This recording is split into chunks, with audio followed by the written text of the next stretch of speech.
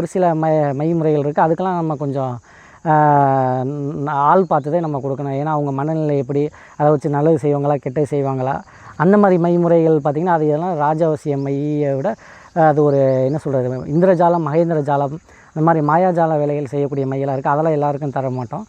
இந்த மாதிரி எளிமையான முறையில் எல்லோரும் பயன்படுற மாதிரி, யாருக்கும் எந்த ஆபத்து இல்லாத மாதிரி மைகள் மட்டும்தான் நான் உங்களுக்கு சொல்லிக் கொடுக்க போகிறேன். இப்போ நான் சொல்லிக் கொடுத்த இந்த முறைகளையும் பயன்படுத்தி எல்லாருமே பயனடைஞ்சுக்குங்க. செய்ய முடிஞ்சவங்க அது மாதிரி செஞ்சு பயன்படுத்திக்கலாம். செய்ய முடியாதவங்க நாங்கள் ஏற்கனவே இந்த மாதிரி ரெடி பண்ணி வச்சுருக்கோம். ராஜவசியமை, ஜனவசியமை, தனவசியமை, இந்த மாதிரி எல்லா மைகளும் நம்மக்கிட்டையும் கிடைக்கிது. விருப்பம் உள்ளவர்கள் நம்மக்கிட்ட வாங்கி நீங்கள் பயனடையலாம். இல்லை உங்களால் அதை செய்ய முடியாது அப்படிங்கிறவங்க நான் சொன்ன முறைகள் படி பல வீடியோக்களை எப்படி வசியமை, ஜனவசியமை, ராஜவசியமை செய்கிறது, வித்வேஷனமை செய்கிறது, எல்லா எளிமையான முறையில் எப்படி செய்கிறதுன்னு நான் போட்டிருப்பேன். அந்த மாதிரி முறைகளை பயன்படுத்தி நீங்கள் உங்கள் வாழ்க்கையை மேம்படுத்திக்கலாம். உங்களுக்கு தேவையான எல்லா விஷயங்களையுமே நீங்கள் மையை வச்சு சாதிச்சுக்கலாம். அது மாதிரி நான் சொல்லிக் கொடுத்ததை வைத்து மக்கள் அனைவரும் உங்கள் குறைகளை தீர்த்து கொண்டு உங்களை மேம்படுத்தி கொள்ளுமாறு கேட்டுக்கிறேன். நன்றி, வணக்கம்.